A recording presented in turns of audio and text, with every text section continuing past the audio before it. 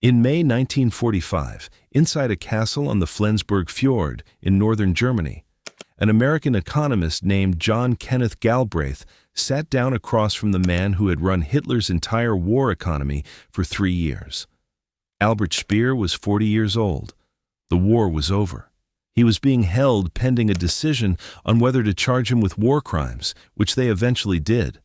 But for now, he was sitting in a room with Galbraith and the analyst Paul Nitze, both from the U.S. Strategic Bombing Survey, answering questions about the German war machine with a frankness that surprised everyone in the room.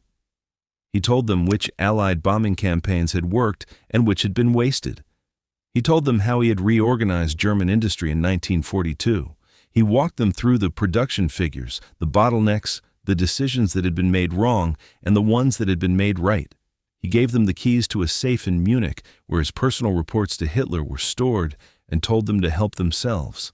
And at some point in those 10 days of interrogation, he told them something that the people who had been trying to destroy his country's capacity to make war probably already suspected. He had known Germany was going to lose for a long time before it actually lost. Not because of a particular battle, not because of a failed offensive, because of numbers, because at some point early in the war, Albert Speer had looked at what the United States was producing and understood with the cold precision of an engineer that Germany could not match it. Not in a year, not in 5 years, not ever. This is the story of how he knew and what he did with that knowledge. The architect who became an engineer. Albert Speer was born on March 19, 1905 in Mannheim, in southwestern Germany, into a family that had money and expected him to use it properly. His father ran a successful architecture firm. His grandfather on one side had been one of Germany's most successful machine tool manufacturers. He grew up with butlers and chauffeurs, and the quiet assumption that the future was something that happened to people like him on predictable schedules. He studied architecture at the technical schools in Karlsruhe, Munich, and finally Berlin, where he received his architectural license in 1927 and stayed on as a lecturer. He was, by all accounts, genuinely talented, organized, precise, visually ambitious, able to turn abstract political ideas into physical structures that made them feel permanent and inevitable. Those are exactly the qualities Hitler was looking for in 1930 when Speer first attended a Nazi rally at Berlin University and came away converted. The conversion was not primarily ideological. Speer later said he had been swept away by Hitler's oratorical power, by the sense of energy and purpose he projected, and by the sheer scale of what Hitler was proposing to build. For an architect in his mid-20s, being invited to design the stage sets of a political movement that was reordering an entire country was intoxicating in a way that had nothing to do with the politics themselves. He joined the Nazi Party in January 1931. By 1932, he was doing renovation work on the party's Berlin headquarters. By 1933, after Hitler became chancellor, he was the Führer's personal architect. The projects that followed were enormous by any standard.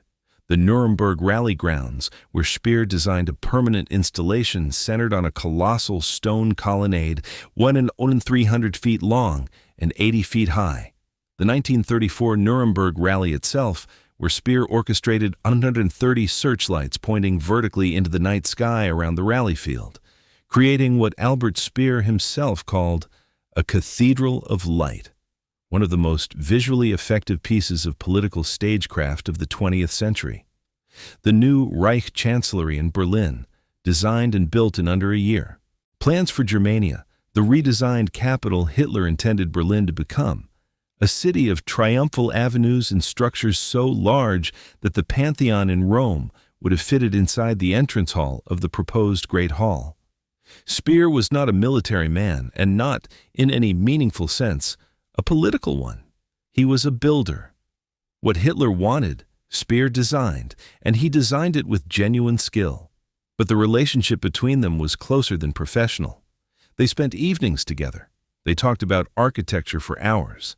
Hitler, who had failed his architectural entrance examinations as a young man and never fully stopped thinking of himself as a frustrated artist, found in Speer someone who understood and could realize his aesthetic ambitions in a way that nobody else in the Nazi hierarchy could. Speer was the one person in the inner circle who had gotten there through talent rather than ideology. That personal relationship is what made February 8, 1942, one of the most consequential personnel decisions of the entire war. The appointment. On February 8, 1942, Fritz Todt died in a plane crash shortly after taking off from Hitler's Rastenburg headquarters in East Prussia. Todt had been the Reich Minister of Armaments and Munitions, the man responsible for organizing all of Germany's industrial war production. He died at 7:05 in the morning. By evening, Hitler had appointed Speer as his successor. The appointment made no obvious sense. Speer was an architect. He had no training in industrial production, no background in economics, no experience managing the kind of complex multi-sector system that a wartime armaments ministry required. What he had was Hitler's trust, a genuinely powerful organizational mind, and no existing bureaucratic turf to protect, which, in the lethal internal politics of the Nazi regime, was actually a significant advantage. Men who had spent years building empires within the system defended those empires ferociously and resisted any coordination that reduced their autonomy. Speer had no empire to defend and could therefore reorganize across sector lines that others could not cross. He also had, as he would demonstrate almost immediately, the ability to look at a system that wasn't working and identify why, with the same kind of clean analytical thinking he had applied to architectural problems. What he found when he took over the ministry was a system built for a short war that had already become a long one. Germany's military planners in 1939 had not anticipated multi-year grinding industrial warfare on multiple fronts. They had planned for quick, decisive campaigns, Poland in weeks, France in months, that would be concluded before the economic penalties of mobilization became serious. That calculation had been correct for Poland and France. It had been wrong about Britain, wrong about the Soviet Union, and catastrophically wrong about the United States, which entered the war in December 1941 with an economy that could sustain conflict for decades without straining. The result of planning for short wars and fighting long ones was that Germany in early 1942 had an industrial system that was neither fully mobilized for war nor fully running as a peacetime economy. It was something in between, partially converted, under-coordinated, leaving capacity on the table that the military situation urgently needed. Speer's job was to close that gap as fast as he could. He spent the first months of his ministry doing what architects do before they start building, assessing what was actually there, what was missing, and what sequence of changes would produce the most improvement. He visited factories. He sat with production managers. He asked the people doing the work what was slowing them down and found that the answers were often organizational rather than technical, bureaucratic requirements that added time without adding value. Coordination failures between military procurement officers and factory managers. Bottlenecks in raw material allocation that could be resolved with straightforward priority decisions. Speer made those decisions, and the production numbers moved, what the numbers said. By 1943, Albert Speer had access to Allied production statistics gathered through intelligence channels, captured documents, neutral country reporting, and public sources. The United States had not been secretive about its production ambitions. Roosevelt had announced specific targets in public speeches, and the scale of what was coming out of the factories of Detroit, Pittsburgh, and the aircraft plants of California was openly reported in American newspapers that made their way to neutral countries and eventually to German intelligence. What Speer read in those numbers was a problem that no reorganization of German industry could solve. In 1944, Germany's aviation factories, running at peak efficiency after Speer's reforms, building more aircraft than they had produced at any point in the war, turned out approximately 40,000 planes, a genuine achievement under sustained Allied bombing. That same year, the United States alone produced 96,356 aircraft. The Allied total, adding British, Soviet, and other production, outpaced German output by roughly 400%. The aircraft figure was the one that captured public attention, but the pattern ran through every category that mattered for sustained industrial warfare. Tank production. The United States built more than 49,000 tanks and self-propelled guns in 1944. German total production of armored vehicles for the same year was roughly 8,000 tanks, plus a similar number of assault guns. The Soviet Union, which had evacuated its entire heavy industrial base east of the Ural Mountains in 1941 and rebuilt it from scratch on the Kazakh steppe, was adding tens of thousands of armored vehicles per year on top of American production. Steel output, the fundamental input from which almost everything else in mechanized warfare derived, told the story at its most basic level. The United States produced roughly 89 million tons of steel in 1944. Germany, even including the occupied territories of France, Belgium, and the steel-rich regions of Luxembourg, produced around 28 million tons in total. That gap, more than 3 to 1, ran through every other production comparison like a spine. More steel meant more ships, more aircraft, more tanks, more artillery, more ammunition, more trucks, more of everything that a modern army required in quantities that Germany simply could not match. And it was not just the quantities. American industry in 1944 was producing these outputs while under essentially no aerial attack on its factories, with a domestic labor force that had not been depleted by 4 years of war casualties, with raw material supplies flowing freely from a continent the war had not touched. German industry was producing its outputs while under sustained attack by the 8th Air Force and RAF Bomber Command, with a workforce supplemented by forced labor because the male population was being consumed by the military, with raw material supplies that were interrupted, redirected, and rationed at every level of the economy.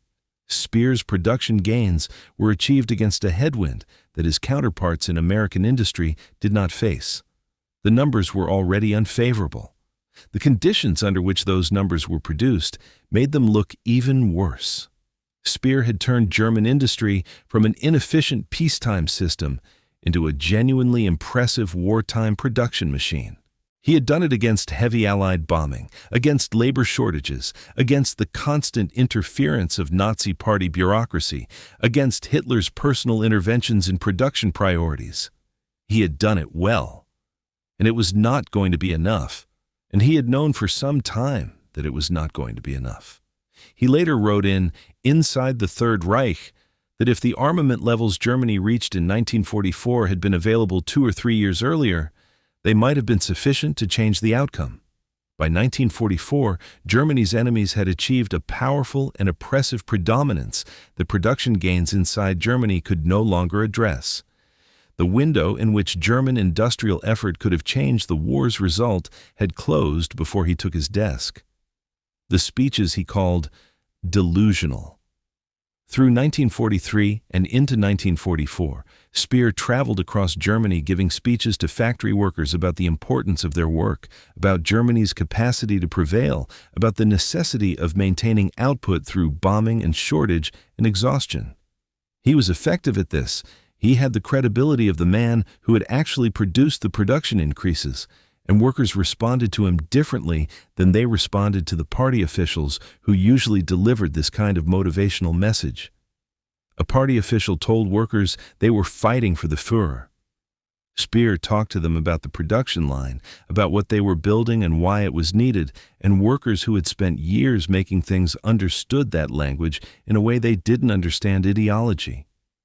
He told his interrogators in May 1945 without apparent embarrassment that he already knew those speeches were false when he was giving them.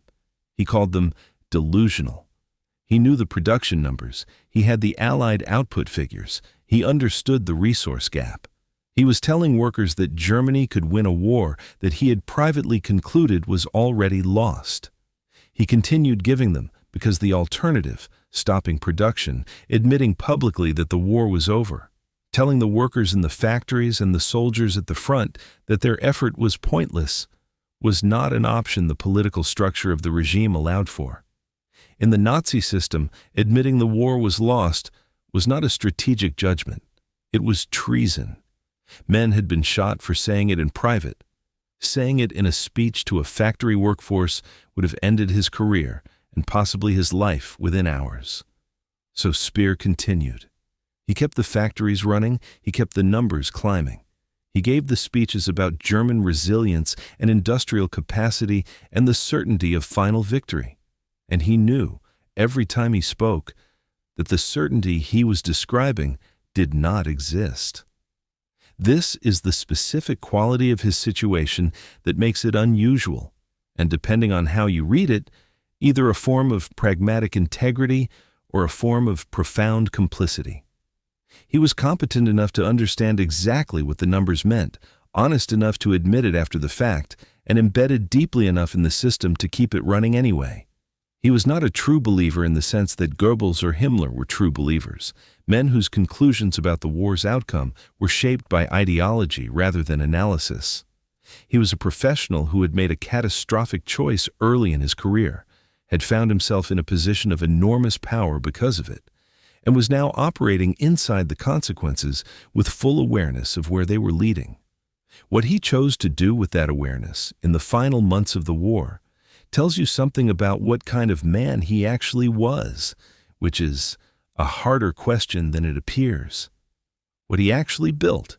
To understand why Speer's realization about American production carried the weight it did, you need to understand what he was building in the German economy and what it was being built against.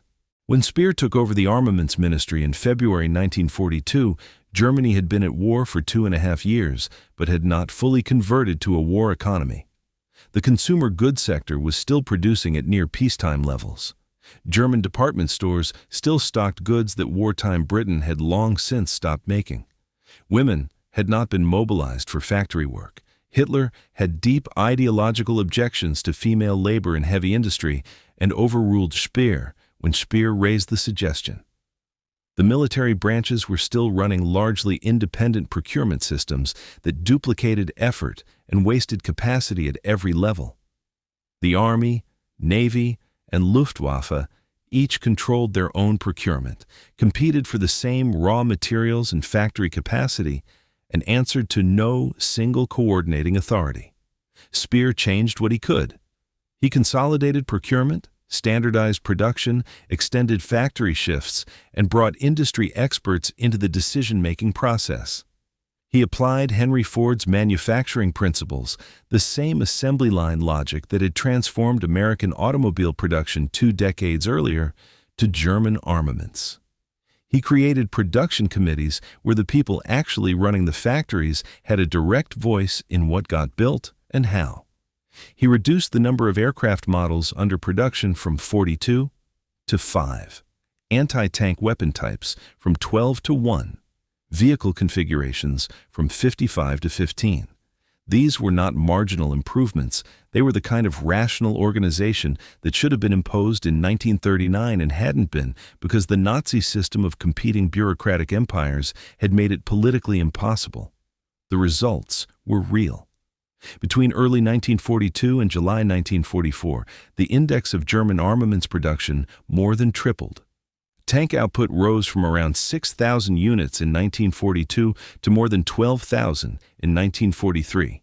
Fighter aircraft production expanded by a factor of 13 between 1941 and 1944. Goebbels wrote in his diary in June 1943 that Speer was truly a genius with organization. The propaganda apparatus called it the armaments miracle.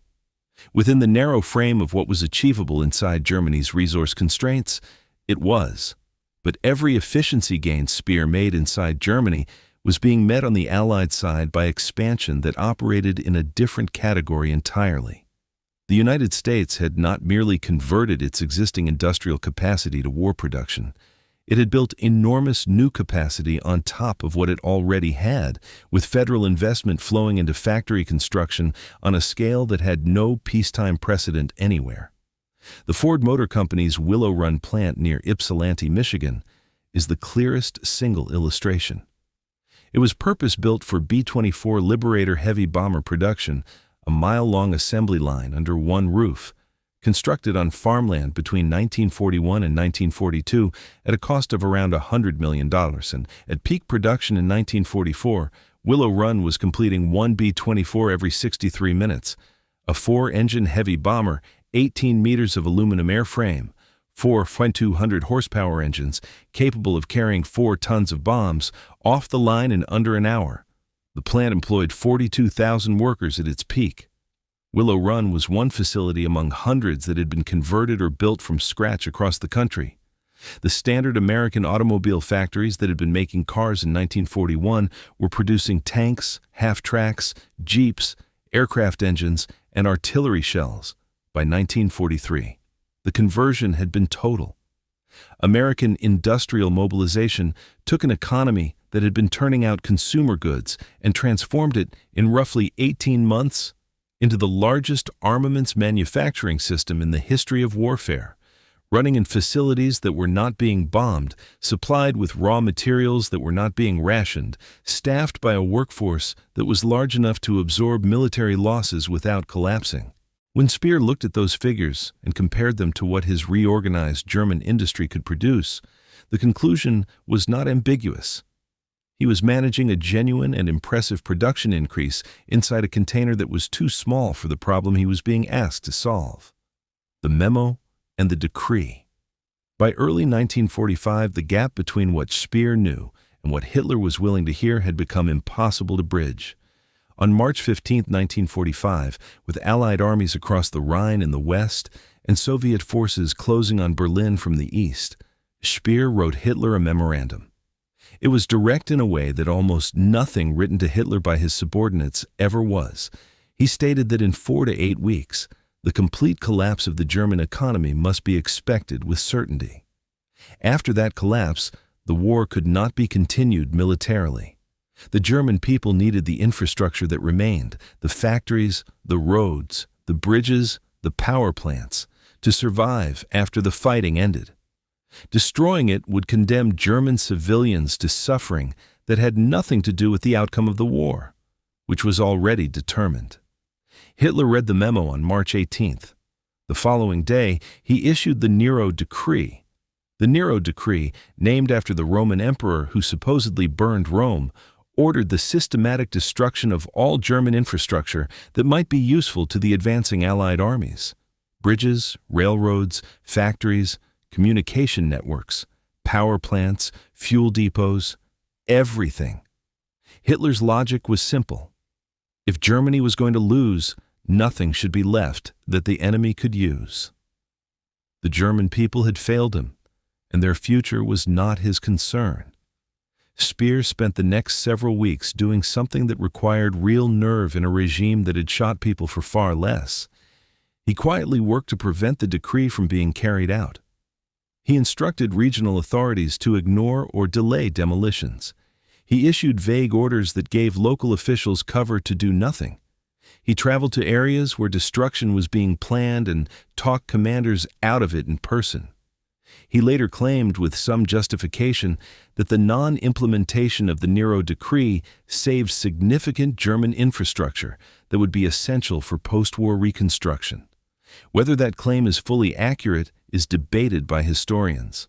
What is not debated is that he made the attempt and that his attempt was effective enough to matter. Ian Kershaw, writing in Hitler 1936 to 1945, Nemesis, called the non-implementation of the Scorched Earth Order the first obvious sign that Hitler's authority was beginning to wane. The Castle and the Reckoning. Hitler killed himself on April 30th, 1945. Germany surrendered on May 7th. On May 23rd, American forces arrived at Glucksburg Castle on the Flensburg Fjord, where Speer had been staying with the Provisional German government under Admiral Karl Dönitz. They arrested everyone. Paul Nitze and John Kenneth Galbraith arrived shortly after. What followed was 10 days of interrogation that Speer described with the same precise clarity he applied to everything else. He took the Americans through what he called bombing high school, a systematic explanation of which Allied bombing campaigns had achieved what they set out to achieve and which had been misdirected. He showed them where German production had been genuinely vulnerable and where it had been more resilient than the Allies expected. He gave them access to documents they would otherwise have spent months trying to locate. One of his interrogators said afterward that Speer had evoked in us a sympathy of which we were all secretly ashamed. That reaction is worth examining. Galbraith, Nitze, and their colleagues were economists and analysts, not ideologues. They were interested in understanding how the German war economy had worked, and Speer was the most knowledgeable source on earth. He spoke clearly, he spoke in detail, and he did not try to minimize his role or pretend that German production had been inadequate.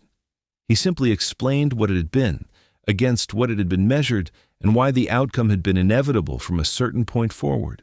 He was charged at Nuremberg with war crimes and crimes against humanity, specifically for his use of forced and slave labor in German armaments factories. The use of forced labor under Speer's ministry had been extensive and brutal, and the idea that he was unaware of it, which he maintained throughout his life, has been largely rejected by historians. He was convicted and sentenced to 20 years in Spandau prison. He served all 20 years. He was released in October 1966 at the age of 61. What he left behind. Inside Spandau, Speer spent years writing. He was forbidden from keeping notes openly, so he wrote on scraps of paper that were smuggled out by a sympathetic guard. More than 2,000 manuscript pages accumulated. After his release, he worked them into a memoir called Inside the Third Reich, which was published in German in 1969 and in English in 1970. The book became one of the best-selling accounts of the Nazi period ever written.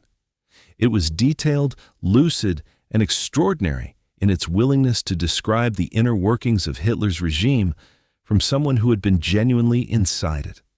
It was also, historians have since established, significantly self-serving in ways that Speer managed to make look like candor. He presented himself as a technocrat who had been too focused on his work to fully understand what the regime was doing, a man who had served the machinery without fully grasping what the machinery was for. The claim has not withstood scrutiny. Gitta Sereni's biography, Albert Speer, His Battle with the Truth, published in 1995 after years of interviews with Speer himself, documented in detail the extent to which he had known about the deportation and murder of Jews and had benefited from it directly, including through the forced clearance of Jewish apartments in Berlin that provided housing for workers in his ministry. Matthias Schmidt's 1984 study documented his attempts to falsify records after the war. What is not self-serving in Speer's account, and what is well supported by the historical record, is the core of the story this video is about. The production gap, the recognition of it, the point at which he understood that German industrial output could not match what was coming from across the Atlantic, and the decisions he made in the final months of the war once that understanding had crystallized into certainty. He died on September 3, 1981, in London, where he had gone for a BBC television interview. He was 76. The reason Albert Speer's story matters beyond biography is what it illustrates about the relationship between industrial capacity and military outcome. Germany in 1942 to 1944 was not losing because its soldiers fought badly. German infantry, armored units, and air forces were among the most technically proficient in the world throughout the war. It was not losing because of a single strategic mistake or a single commander's failure or bad weather at a critical moment. It was losing because the industrial foundation required to sustain a war against the United States, the Soviet Union, and the British Empire simultaneously did not exist in Germany and could not be created in the time available, regardless of how efficiently the existing capacity was organized. The arithmetic was simple.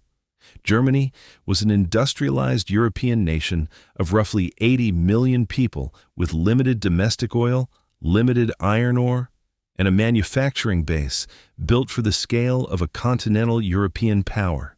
The United States was a continental nation of 130 million people with essentially unlimited petroleum reserves, the largest steel industry in the world, raw material deposits that had barely been touched, and an industrial base that had spent 30 years building the infrastructure for mass production at scales that had no equivalent anywhere else on Earth. When the full weight of that economy was converted to war production, the output was something that had no precedent in the history of warfare and no answer within Germany's resource base. Speer could triple German production, and in doing so, he accomplished something that surprised the Allied analysts who studied it after the war. The triple was still not enough because the baseline on the other side was so much larger. When the United States produced 96,000 aircraft in a single year and Germany produced 40,000 in its best year ever, the tripling is inside the margin of error of the problem. What Speer's case illustrates with unusual clarity is the gap between understanding a situation and having the power to change it. He understood from the production figures and the resource comparisons that Germany was going to lose. He had that understanding while still at the height of his authority, while he was running Germany's entire industrial war effort, while he had direct access to Hitler. He used that access to argue for rational production priorities against decisions that wasted resources and to present realistic assessments of what was and wasn't achievable. He was overruled consistently by a system that had organized its decision-making process around avoiding exactly the kind of information he was trying to deliver. The Nazi regime had been built from the beginning on telling Hitler what Hitler wanted to hear. Intelligence estimates were filtered upward through layers of interpretation designed to produce acceptable conclusions. Production reports were shaped. Casualty figures were softened. The information environment inside the Third Reich had been deliberately corrupted over a decade to generate the answers that the people at the top found useful. Speer was one of the very few people in that environment who consistently delivered accurate assessments to Hitler in person. And the consistent response was for those accurate assessments to be ignored or overruled by a man who had never accepted a piece of information that contradicted what he had already decided to believe. The man who could read a production table clearly enough to know the war was lost was not the man with the power to end it. The man who had the power to end it had spent 12 years building a system that guaranteed he would never receive information that told him it was over until the enemy was at his bunker door. That is the real lesson of Albert Speer, looking at the American output figures and understanding what they meant. The problem was not the knowing. The problem was everything that the knowing ran into. If you want more stories like this one, subscribe. There's a lot more coming.